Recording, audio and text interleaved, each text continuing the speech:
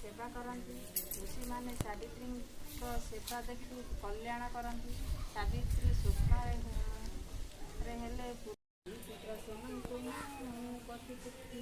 रूपे गरीबी